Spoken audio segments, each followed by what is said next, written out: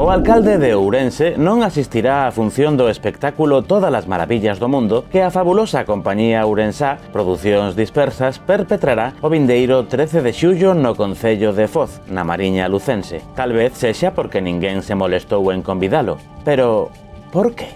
En Noticias Dispersas, no noso afán por descubrir a verdade, fixemos unha exhaustiva investigación. Danos conta dos nosos achados unha nova colaboradora especial que alguén da cadea decidiu fichar porque, ao parecer, non temos diversidade suficiente.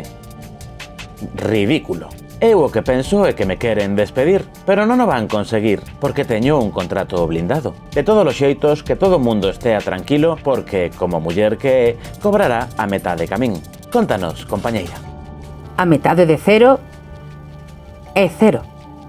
As nosas pescudas barallan dúas opcións. A primeira, que a compañía agarda ter menos de 10.000 espectadores, demostrando así que o teatro non interesa a ninguén e que merece desaparecer.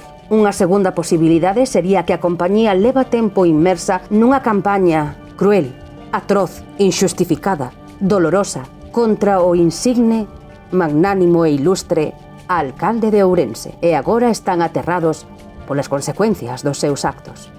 Eu diría que non é por iso. En fin, foi todo pola nosa banda. Seguiremos informando.